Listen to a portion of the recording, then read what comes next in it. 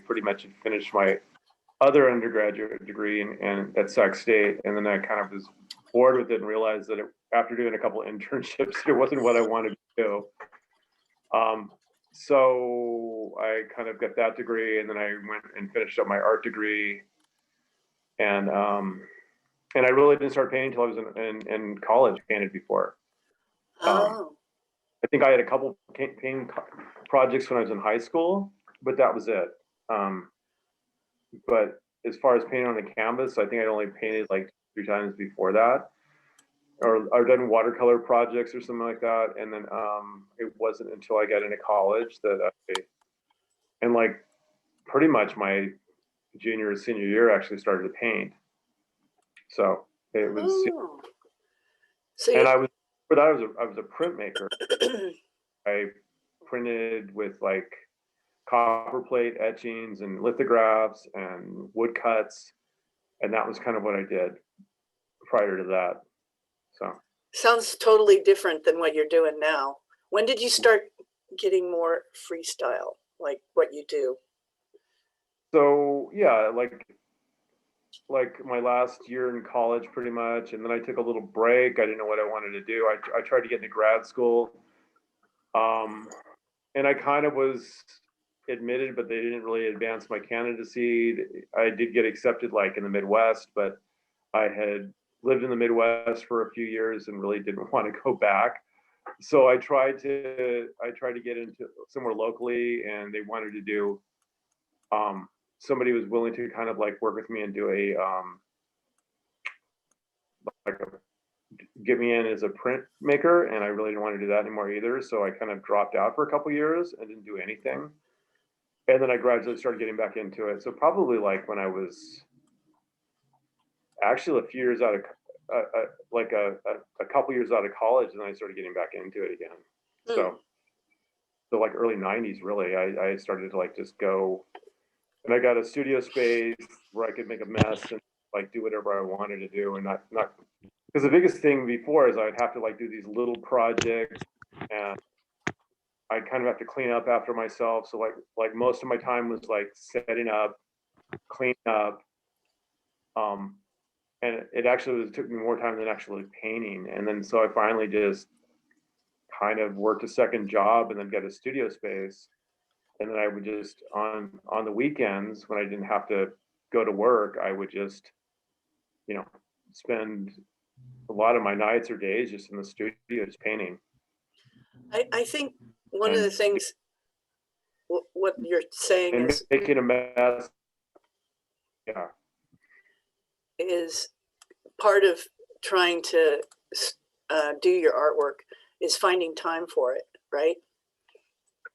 Right, but it's like more than finding time for it. It's finding you can kind of like really immerse yourself into it and not have disruptions. I mean, before like the whole process, it's like a different mindset. It's like you say that it's a different mindset. Not have any distractions and not have to worry about this or that or anything else. That you can just totally get in and zone out on what you're doing and really just kind of make the most of what's in front of you. And it wasn't until like a few, like 2 or 3 years out of college that I was able to just sit down Let me and figure out what I wanted to do and figure out how like things worked and figure out, just explore, I guess, the possibilities. Right. So So it's basically, and I'm learning that part of me doing my art is trying, like you say, getting that mindset, making a time available where nobody's bothering you, or you're not talking to anybody, or you're not in work. and you can kind of go to a place where you can kind of have everything. It's really important. I mean, if of course, if it's too messy, unless you've ever seen pictures of Francis Bacon's studio where it's just like, you know, entropy. It's just like stuff falling apart from the inside out. But it's kind of nice to be able to leave things out and you can come visit them later and you don't have to worry about, because it is a different process, like to be orderly and clean up and put things away. Some people work like that and I just don't. I just kind of need to like just get into it and not worry about anything. and it's so nice to have a space where you can have that. I don't, and when I was printmaking, it was weird. I liked it. I liked the process, but it was a process where you didn't really get to see the results of what you were doing until you had done them. It was a very orderly process, it was a very precise process, and it was more of it was more technical. And I think I just like to the rhythm of just continually going and not being interrupted and having to change gears. And you'd also have to do a lot of different processes in between there. And I just kind of those processes kind of disrupted like the creative flow, I thought. And so I kind of got I still like to print make, but it's kind of like for projects, like if I'm making, you know, something to give somebody like a card or something like that. I don't mind sitting there and carving out a template to do prints with. But and occasionally I'll do printmaking to show, but I kind of just enjoy the process of like, and I've been doing a lot of ceramics. It's the same thing. You just keep going and you just cover it up until you can come back to it next time, and you can just kind of pick up where you left off, and it's you don't have to worry so much about the technical aspect of it. You know, I spent a lot of time doing technical stuff. I mean, I've been trained and I've like sat in classes and drawn things and learned how to do what I do from somebody that knows more than I do about it. But it's kind of nice to just be able to explore and just let it happen. So Yeah, I feel you on the part where you talk about your process, and then at the technical part of the stuff that I do with doing printing on fabric, and you never know what it's going to do, and you have to wait until take it apart and look at right, it to find out that it's not exactly what you wanted to do. right. But yeah, have you ever sold a big piece of art that was really expensive? What was your most expensive piece? I don't even know the cost of it. It was probably a few $1,000, and it was big. Um, Wow. but I've done it a few times. But it's I think the market for that kind of stuff is kind of evaporated, unless it's like a commission. I think a lot of the new homes and stuff too. You got this situation where you either have collectors that have like no space to put anything more on their walls, or a lot of the new houses have like weird contours to the walls and a lot of windows or nooks and crannies, and a big piece doesn't even work anymore. So I find myself actually, and then you have if you're the artist that does something and nobody really wants a big piece, and you have the logistics of having to store that for indefinitely maybe, you Yeah. know. So I don't do that anymore. I mean, pretty much I have like a size range I work in. So it's like about anything. I mean, I'm working like right now I'm working pretty small, like about 5 by 8 inches, you know, up to a couple feet. That's kind of where my zone is, where I'm at. Occasionally I'll just want to big out and just do something really large, just to do it. So And then I test it out because I have to move it around. Or but yeah, yeah. occasionally there's something fun about for me. What kind of cool. So So when this all started, had when the lockdown and COVID, did you find yourself doing a lot more art, or a lot of different art, or the same art? I found myself not doing anything for a while because part of it is I didn't. It was kind of weird with my job because I didn't know what I was expected to do and when I was expected to do it and everything else. So I didn't know what time I had available, and so it was kind of weird. And I kind of was having trouble trying to figure out what time I was going to do all this stuff instead of just letting it happen. And now that I've kind of gotten into more of a rhythm, that I've started doing stuff and kind of figuring out what's expected of me, what's going on with everything that we do as the short center. It's kind of making more sense now, and so I can actually kind of relax a little bit and feel a little bit more at ease and feel like I have more time to do what I need to do and structure my time better, so I have that, so I can make time for it as well. Okay, yeah, makes sense. Robin So has a question. so just like it's such a nebulous, and we didn't know what we were doing or how, you know, when that was supposed to happen. And sometimes there was a lot of things that were going on that were, you know, as you know, is that we're like, because nobody knew what was going on, a lot of times things would be dropped on us last minute that we had to be responsible for. Yeah. And so I was waiting for that to happen, and I never really could feel like I was free of it. So, Yeah. So now it's kind of stable. right. And you now get I on. a lot of those like last minute things really aren't that big of a deal. That like I've worked through some pretty crazy stuff, and I feel like I can pretty much deal with more things than I could before. Yeah. It's really not that bad. I kind of know the realm of what they're going to ask me to do, and I feel more confident about that I can do it. Mm. So I feel more at ease about making time for myself and knowing what the possibilities are, and so it's easier for me to do it. And so now I'm starting stuff again, Right. and I'm mainly doing ceramics at the moment. Okay. So, cool. which is kind of weird because it's kind of like printmaking, but kind of not. And the fact that you make this product, you kind of get to see what most of it looks like, but then when you do the glaze aspect of it, Yeah. anything can happen sometimes because I'm working with a whole bunch of unknowns because I'm learning. You know, I've learned a lot over the last few months about just how to fire things and do glazes and technically do things. It's not just slopping a bunch of mud together. It's way more than that. And I'm not even as technical as some people are. And I think people that do production work are like super technical because there's like a certain element you have to have consistency. Mm-hmm. And I really want to do it that way. I kind of like the fun, and I kind of like leaving myself kind of a back door open where I can kind of like explore the possibilities of things like not going exactly the way I want them to, and being okay with that. It's kind of fun actually. It sounds like you're doing more in the ceramic and exploring that part of your art than you had been doing before, which is good. Yeah. I'm off from doing what I normally do just because it's kind of like you feel like that's all you do, and it's kind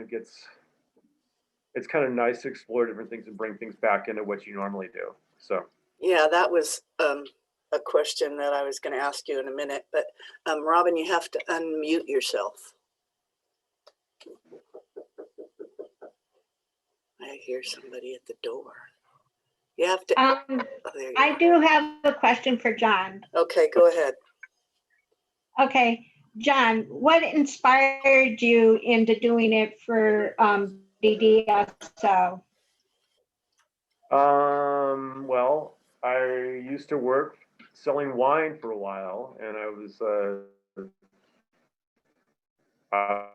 like a supervisor over there, and I felt like that all I could do my pre-job.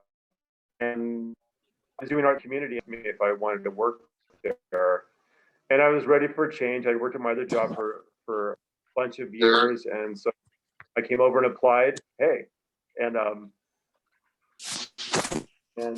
so I got to do something that I enjoyed doing and something that was different than I was doing before. So it was a kind of a win-win, and something that I had a passion for, and I really liked the people that I worked with, and I liked working with the population I worked with. They taught me a lot about art that really helped me with my own art. Actually, I mean, just the spontaneity, enjoying it more in the moment. I've learned how to do that more since I got the job at Short Center North. So just kind of like it was time for a change, and I wanted to work in a field where I was comfortable and I enjoyed it, and that's kind of why I wound up at DDSO in the Short Center. Okay, because the reason why I asked that was because for me to come to you as a person that is a disabled person that wanted to get into art school, and which I've been in art school and I'm doing teacher aid stuff and that for you guys. It kind of inspired me the same way now that you're doing, because I like to work around disabled people because I'm disabled. Right. And I just like the art. I like the art community that was at the Short Center. There were so many great artists. I mean, and not only that, the students and the staff. It was just a nice place to land. You know, it was kind of my people, and it was really enjoyable. So it still is. And I'm glad that you think yourself as doing an art and being an art director. And I appreciate it that you guys teach you. all of us the same way that you did. But everybody that I talk to pretty much enjoys what they do. So that's why we're here. Yeah, absolutely. Thank you.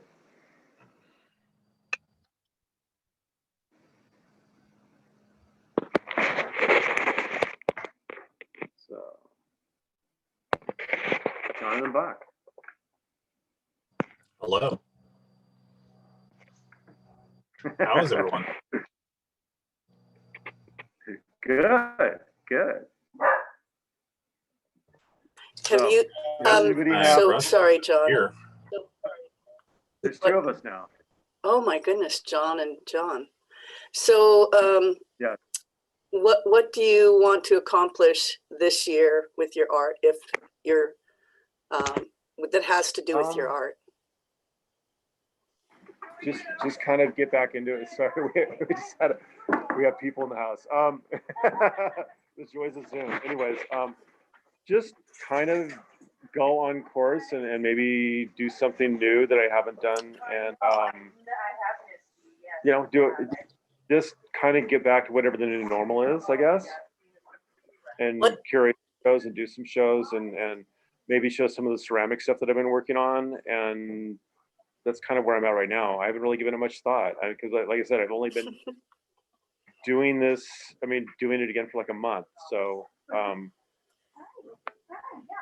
yeah. Okay, cool. Does anybody else have a question? Hi. Hi, Alex. Hi. I John. can give you guys a quick tour of some old stuff if you want to see some old stuff. Oh, yes. We can just walk around the house and I can show you stuff. Okay. Yeah. I will switch the camera over. And it's a really old piece. Let's see if I can do this. Oh, wow. So this one is from, I don't even, this is like pre-millennium. It's a weird cubist dog. And so the dimensions on this is about 8 feet long.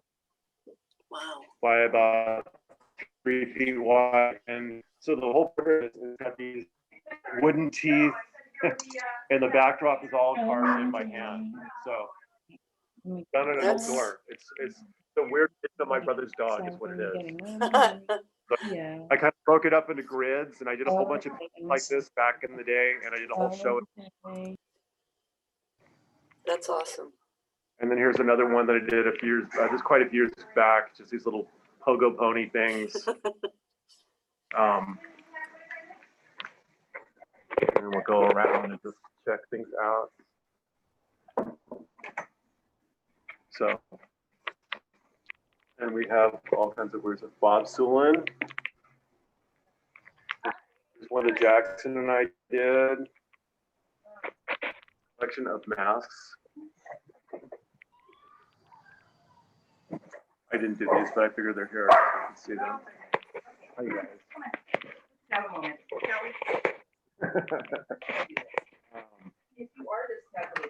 And so I've been doing art for so long that I trade for a lot of stuff. And so I have a lot of other people's stuff. I have a lot of short center stuff that I bought over the years. Another big one of mine. This is from probably about, I don't know, 9 years ago. It's pretty large. It's about almost 4 feet tall. The crazy cat painting. Here's a collaborative I did with a few people from the Bay Area. It's kind of cool. We showed this in Gail Hart's gallery a long time ago. And Jonathan, you'll recognize this. Oh yeah. It has a place of honor. It's a me. Yeah. Me. There's one that's shown pretty much all over. Never sold it, but it's shown all over the United States. So that one's one I did a few years ago. Here's another one that was shown all over the place too. Never sold, but it's Here's been on the sister painting of that. It's right up here. Oh yeah, you do. You have one from the Red Series. And so here's a collaboration I did with Scott and Robert Bowen. It's you guys know what the Exquisite Corpse is. It's an old parlor game, and each person does one person does the head, one person does the body, and one person does the legs of the thing, but you don't see what the other person's doing. So this is what we came up with. I don't want to take me on. Okay. Looks neat. So anyway, there's that. That's cool. Pretty cool. And so I've got another one of these two that I did with Garrett Moore, and Jay Howell. And if you know who Jay Howell is, he's the guy that created Bob's Burgers. So I did a piece with him a while back. And this is our piece. So it just goes down, and there's Jay's, and there's Garrett's at the bottom. So, no, you're good. Another old one. And here's one of the etching ones. It probably won't show up very well because you're doing it through glass, but that's like an aqua tin etching I did from college. So that one's kind of cool. And we're gonna get so we'll go, here's an old John Esperger that I bought years ago. Etc. Man, one of my favorites. And Jonathan, for you. Oh yeah. And then there's another kind of a collage piece I did. It's got all kinds of elements and photographs and other things in there as well. A collaborative work I did with a graffiti artist. A piece that I did with Gail Hart and Skinner. Kind of cool. It's one of my favorite ones. Okay. There's another same era, but it's different artists. And then I'll take you guys, and you can see the ceramic studio. Ooh, and the reptiles. Reptiles, well, maybe the reptiles. They're, anyways, so you guys have one of the greenhouses. So I grow all kinds of weird tropical plants. For UC Davis and myself, there's another greenhouse, and everybody should have chickens because Yay. they're chickens. I don't know. So, there's the girls. Aw, They gave me my breakfast this morning, I and love so chickens. we'll go to the studio. Everything's kind of in flux because I'm kind of like redoing things right now. Getting ready to take out a tree. So, Alex has a question. yeah, and there's some plants that we're starting, some seeds, different cactuses. Yes, Alex. Look. Oh, this is pretty cool, sweetie. You just do that right now? Yeah. Those are my block letters Oh, cool. That's very cool. that I did the other day in some other class. It's very nice. Thank you. Here is one from that Red series, Jonathan. Another one. Looks Here's like a Whoa. show we it was a Skinner birthday party show, so we all did a Skinner character, and that was my version of the Skinner character, the lurkers he used to do. And here is the kiln. Here's these little clay tablet things I've been working on. So they're all under glazes, and I'm kind of using them I'm kind of drawing, painting them on. And so I'm doing these guys right now. those are cool. Thank you. They're fun. I'm enjoying it. And so I've got that's what I'm gonna do this weekend. I've got 20 of these things rolled out and ready to go. Oh, wow. So I'm gonna just sit down for a few hours and listen to some music and do them. In fact, that's over here. I've got some forms I'm gonna use for planters. Wow. There's some panels. And then Barbara works over here.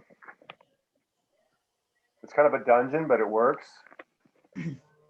And then occasionally I find scary stuff like this in thrift stores. So yeah,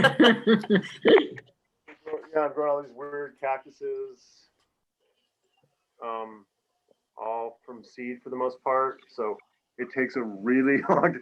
Some of these plants are like, I don't know, 3-4 months old, and they're only like a fraction of an inch tall.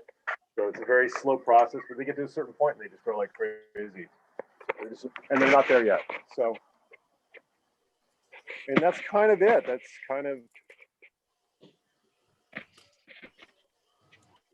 Well, thank you What's for your going tour on? of your wonderful art castle. Virginia, Yes. and I asked This one, John, the other one, not Berger, but the other one, a question. Oh, hold on just one second. You're missing some of these cute little bodiless babies. Look at John Berger's video. He's trying to show stuff right now.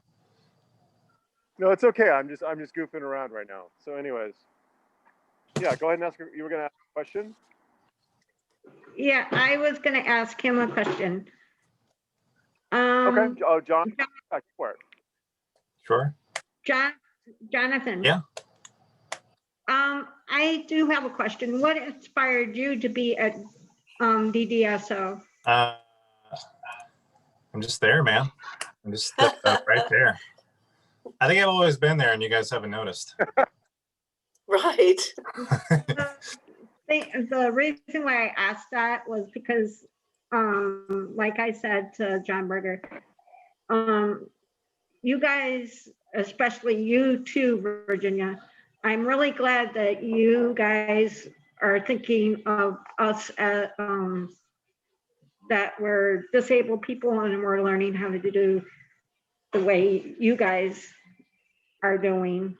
And I appreciate all you guys. Well, thank you. We appreciate you and all We're you do. trying to help you find your own voice and give you the. Yeah, Yeah. absolutely.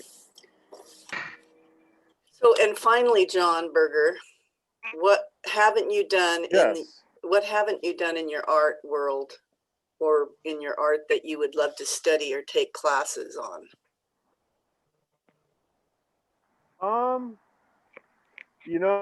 I'd like to. Well, when I find time, of course. That's the big issue. Is, Your dream.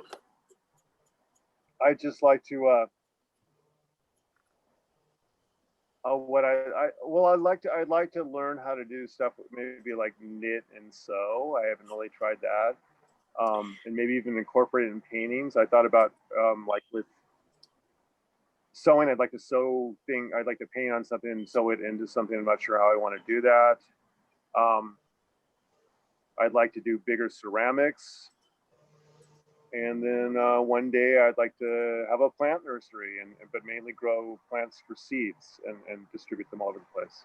Cool. For like really rare, unusual stuff that is either extinct or near extinct. I mean, there's a lot of stuff that I work with now. I'm fortunate to have and do with the UC Davis Conservatory and whatnot that is, listed as being threatened or endangered. So I kind of enjoying that too. But as far as artistically, yeah, I would like to learn how to do more fabric stuff and maybe go bigger with ceramic stuff. I think Barbara and I are looking into possibly getting a bigger kiln and do stuff with gas, and which give us more flexibility with going at higher temperatures and doing stuff like that. And I think we're gonna build an outside workspace for ceramics, so we can put a big outdoor kiln outside.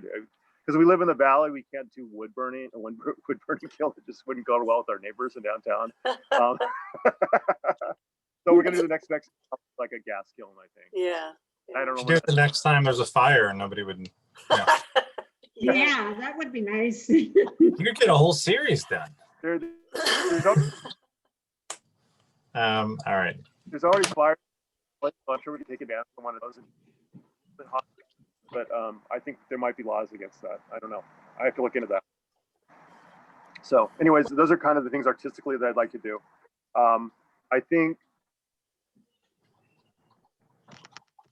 projects I I think they're attainable. I mean, right now is we're thinking about when, you know, some of the stuff blows over from COVID, having like quarterly, so like 4 times a year, like craft garage sales at our house featuring different art. Instead of having a regular garage sale, we might have some garage sale stuff, but we'd have stuff that people produce and sell, right? Oh. Craft for everybody becomes a garage sale, and I can sell plants and pots and things that I normally don't sell, and people that sell T-shirts or small pieces of artwork or whatever that could all participate, and it would kind of be fun, and we could hang out and explore the possibilities of doing things different or whatever. I think that'd be fun too. And then we could even feature some stuff. So I think it's a fun forum to like do. I've got Hey, Mom. this yard that backs up into an alley, and we have a side yard. That'd be kind of fun. Yeah, it sounds good. Well, So that's kind of what on the table for the future, I guess. awesome. So you guys give John a hand. Thank you for your wonderful art. Thank you for listening to me and having me, and yeah, I appreciate it. I Well, appreciate you guys, and I appreciate you letting me know you think else. So it's cool. there was one thing I wanted to ask you. How did your plants right. and your Yeah. art segue together? How did that happen? Is there a small, very short version of that? I don't know.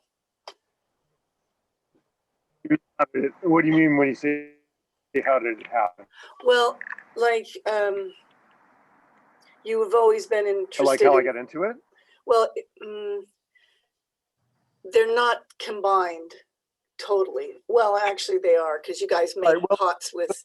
So when I was really young, I kind of like was very inspired by like natural history things and stuff like that. And so I used to do a lot of stuff with reptiles and stuff like that. And I think just the natural world kind of interests me. And I had a lot of friends when I was going to Davis and living in Davis that were into botany, and I had a lot of my friends that have PhDs in botany and stuff like that, and so I think they kind of inspired me to do that. So I'm gonna, as a closing thing, I'm gonna be brave and daring and stupid, and you get to see a python. Oh, wow. In a very dirty cage that John needs to clean out this weekend. Oh. This is a